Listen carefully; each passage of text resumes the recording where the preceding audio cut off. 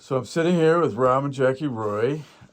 We've just finished our 3-day cordwood masonry workshop here at the Artists Refuge at Thunderhead, which was our first workshop ever. And we were super thrilled and extremely honored to have them both here leading our first workshop, which I felt was a very big success. Everyone really seemed to enjoy themselves, and the work was amazing. Got a lot of work done on our new deluxe cabin just down the hill here. And I wanted to just sit down with Rob and Jaki for a couple of minutes to talk to them just a little bit about their journey, especially with cordwood masonry. Where did you first see a cordwood masonry building, or how did you learn about it? I know we're going way back here. The first building we saw was an old barn up in, it was either Ontario or Quebec. I don't remember which one it was. That was the only, we hadn't seen anything else before, since then. Had you heard about it? Yes, because prior to finding this old barn, which was completely accidental, we were helping to build a log building for someone, and we couldn't heft the logs. Mm-hmm. I thought about that when you were talking about how far up you got with your logs. Yeah. Mm-hmm. I said, "This is nuts. I can't do this." Mm-hmm. But somebody there at that workshop showed us a Booker magazine that had a picture of a cordwood building in it. I said, "Well, that makes sense. You're just handling something 16 inches long." So once we found that barn, we had our property in North New York, and we designed our first place, which was called Log-In Cottage. And it was a 1.5-story cordwood building above grade with a full basement, which we wouldn't do a basement again. We'd go that extra mile and do proper earth-sheltered space, which is a big difference from a basement. Mm-hmm. Okay, and then that led to Log-In Cave? That's right. We were about 3 years in the cottage, weren't we? And while there, we built Log-In Cave, which is a absolutely south-facing, earth-sheltered building. The east and west sides are completely earth-sheltered, so that the earth goes right over the roof from the east, over the roof down to the west. The north side is bermed up to the peak of the roof, which was about 2 or 3 and 12. And there were good windows there to give light to the back of the building. And the front part was half earth-sheltered, which we didn't need to do. We could have had that all cordwood masonry on the south side, and that's probably what we would recommend somebody to do. So that was our second place, and it was bigger than Log-In Cave in terms of actual usable space, and used about 40% of the fuel that Log-In Cave required, Log-In Cottage required. So the cave was much more efficient. Yeah. And then, what was after that? So then it was Earthwood.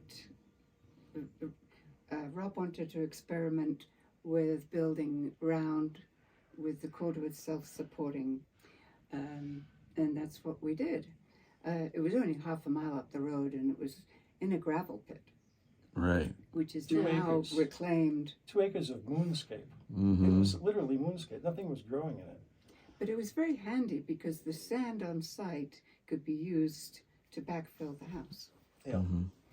So we chose a place to put the house, and it was 40% earth sheltered. The northern side of Earthwood, which is a 2-story, 38-foot 8-inch roundhouse, and it goes up to the earth goes up to within 3 feet of the roof on the north side, and then it comes down around, and there are 2 buttresses on the southeast and southwest, and those buttresses are about 4 feet high, and the earth stops at these very strong concrete buttresses.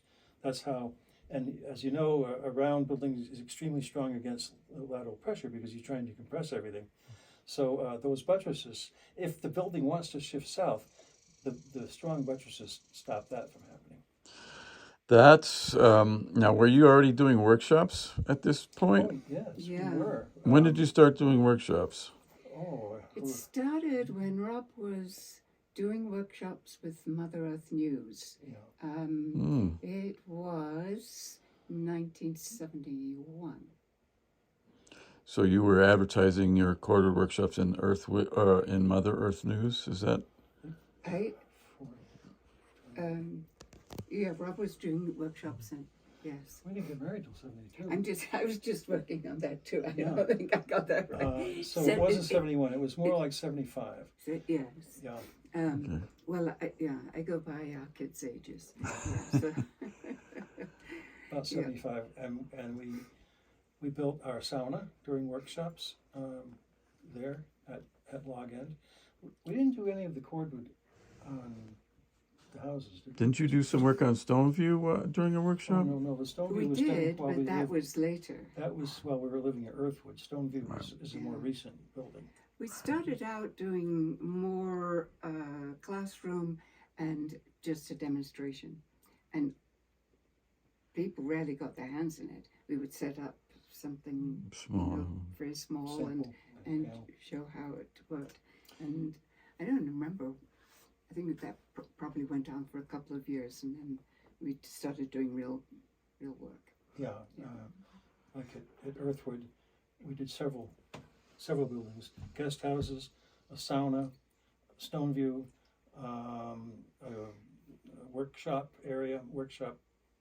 building, one building we called the library. Our students could go in the library and look at the books and that sort of thing. So quite a circle of buildings. And the stone circle is part of that circle of buildings too. So when I took the workshop, that's where I went. I went to Earthwood, and that was, I think, around 20 years ago. I remember it was about 6 years between that workshop and when I laid my first log in a cordwood wall, which was around 2009. So 6 years before that would have been about 2003, which is 20 years ago. And I remember Earthwood was the first cordwood building I saw in person, and I immediately was just so struck by the organic beauty of it, just wood and colors of the bottles and the round shape, all combined, just had such an immediate impact on me. And the first night we were there, we all were in the stone circle. You made a fire and you asked us to introduce ourselves. And I remember that also being a very spiritual moment. Somehow the stone circle added to the reverence and just the sincerity of the whole evening, or just the momentousness of the evening. And I one of the reasons why I wanted to get you guys out here was just so you could see what an impact that had on me. Mm-hmm. That 3-day workshop, and like I said, when I introduced you, your passion, your dedication to this style of building, it just rubbed off on me. And when I saw this, before I even met you, I saw it in a book. I saw pictures and I thought, wow, that would be a really interesting group project for artists who don't have a lot of money, but often have extra free time because they're not working a normal 9-to-5 job. And so instantly it struck me as the perfect type of building method for a group project such as an artist retreat. And we have since now, I think we counted today 7 cordwood structures. And you guys are staying in our latest one, which is an addition, bedroom addition, on a cabin that already existed. Just give me your thoughts on what you've seen of I'm just want to gloat here a little bit on what I've done here at Thunderhead. What are your thoughts? Well, I think it's just amazing how much you've got done. And you counted up today how many days or weeks it has been total, because there's only 3 months in the summer. Yeah. And I can't imagine how you've done it. It's not just the buildings, it's all the infrastructure as well. And you've had to train people to do it as well. So, yeah, it's amazing what you've done. We've been fortunate to have people return, so it's nice to have some people coming back who already know how to do the cord masonry, and they help me actually teach it to the next folks. But sometimes it's a little like the telephone game.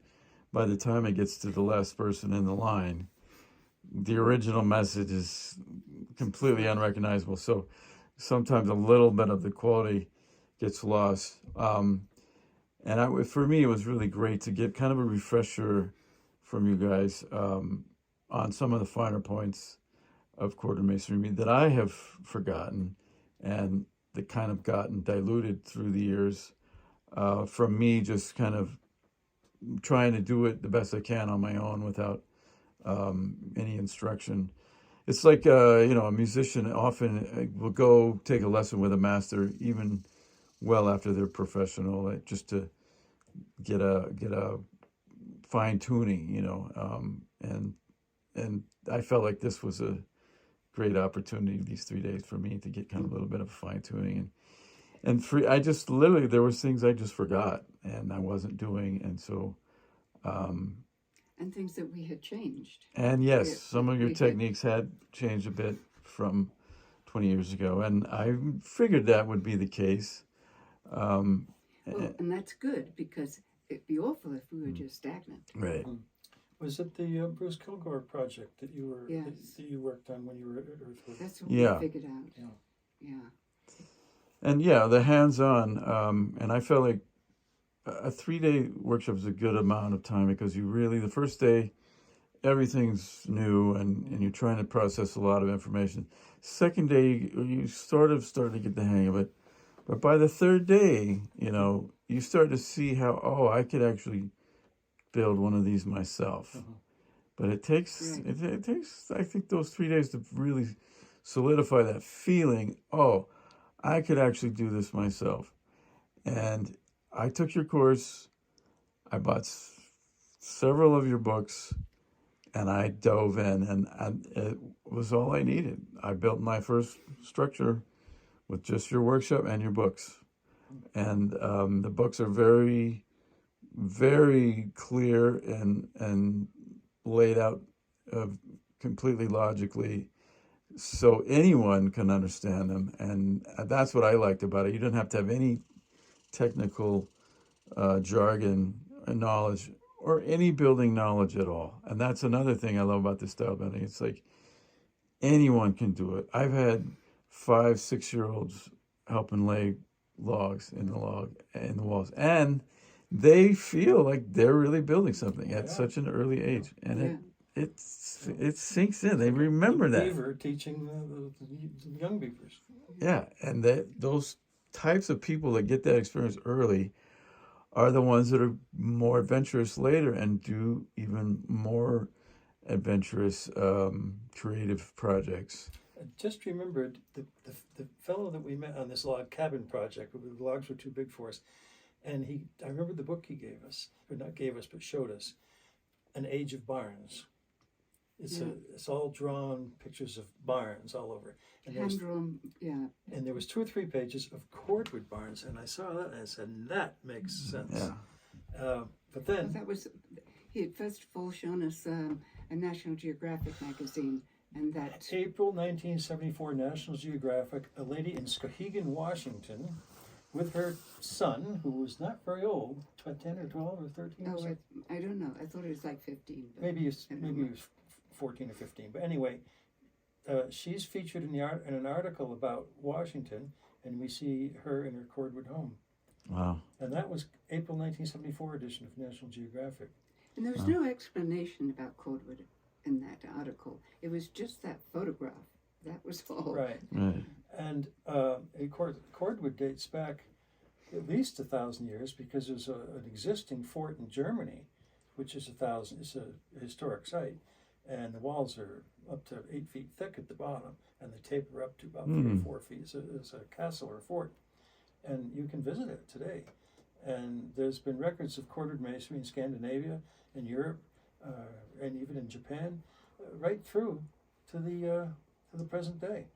So it's we didn't invent this. We just kind of my first book was called How to Build Log-In Houses, and I say to people now, if you dissolve this book in a gallon of water, it will make a gallon of headache medicine.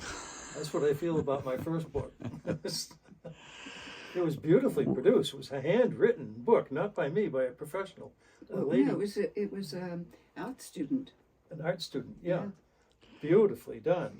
Yeah. But no, the second book was corrected all the mistakes in the first book, or most of them. Now the bottles, that was already in existence before you guys, or did you kind of bring the bottles more into? I don't remember. How we came up with that, Yeah, I don't either. it might have been through Jack Henstridge. Could have been Jack Henstridge. He was doing From New cordwood Brunswick. in New Brunswick at the same time that we were. And our two books came out within a month or two. Oh, or so. interesting. And then we met Jack Henstridge at Mother Earth News. He was teaching cordwood masonry, and I was teaching earth sheltered housing.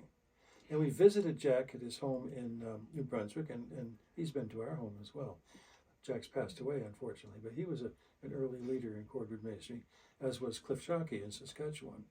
But you know, it couldn't have been him because we didn't know about him at that time. So As far I as- just don't remember how we came up with that. With the bottles. But we would just But didn't score the bottles and, you know, heat and cold and tap, tap, Yeah. tap. break off. And then we glue them together. Yeah. Oh wow, you actually glued We them. actually glued them together. But Jack had bottles in his place, didn't he? Yeah, but we didn't know Jack until after you had written the book. Yeah. And that was So after you, how did the idea evolve with the Yeah. bottle ends? I don't know. There were, I think, bottle houses. There were that- these straw bale bottle yeah. houses being built out in the West by hippies or somebody, and they had bottles. There were whole houses of bottles. I so see, that's I it was see. natural to put the bottles in the maybe. cordwood wall. I saw, some woman in Arizona built a whole bottle house, Yeah, oh yeah. and she had a shotgun. And somebody threw something at her bottle house, she was going to come after you with her shotgun.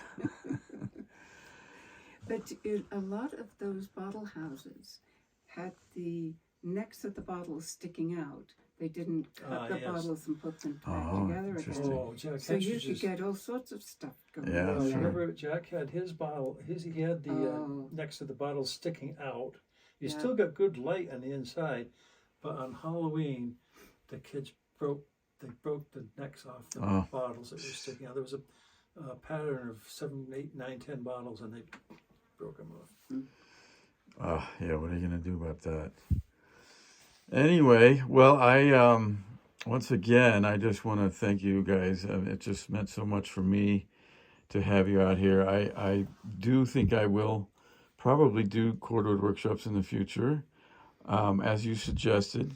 Yeah. But the first one, I really thought it was important to have you guys do it because Well- it just gives me a little bit of clout, first of all, and I wanted I wanted a refresher. Well, I hope you do because Yeah.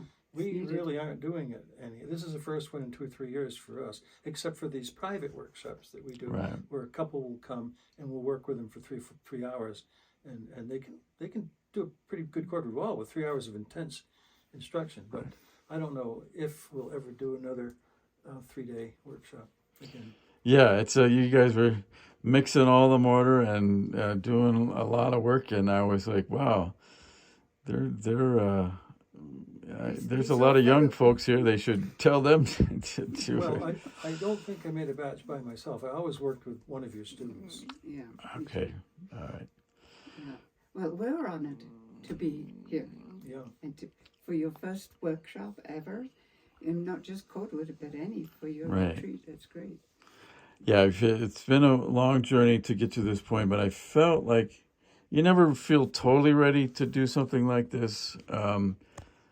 But this whole project has always been like pushing the envelope a little bit past my comfort zone. So I felt like, even though we didn't quite have the Polish Cafe finished, we had enough infrastructure kind of in place. We had enough cabins for people to stay in. I felt like it was time to give it a shot, and I do think that was absolutely the right thing to do for me, because now now I got the ball going, and now the next one will be, You can take the ball and run with it. yeah, it's Yeah. going to be a lot Yeah. easier. I'll feel confident that I can actually pull it off, and people will come and they will enjoy it. And I really felt like the participants got so much out of it, not just from the workshop part, but just the people they met here, and just seeing a different kind of an environment, a different way of structuring a summer. This is how I structure my summer, and I wouldn't have it any other way. I live in Manhattan for 9 months, and I need this more than anything out here, and this is my paradise. And it's so special. It's a sacred place for me. It to me is a sacred place, and I am very careful about who gets invited and who gets to come here. It's because it's not for everyone, but it's for special people. So again, thanks so much, guys, and I want to give you a little last tour of a couple of spots that I haven't shown you yet, and Okay. then you can relax for the rest of the year. Rob's going to finish making he's got a mini stone circle cut out, and that's kind of one of his, stone circles is one of his big hobbies, and now he's into making miniature stone circles, which I can't wait to see what it looks like, but I give him some time to finish that this evening too. So thanks again, guys. Okay. Appreciate yeah. it. Thank you.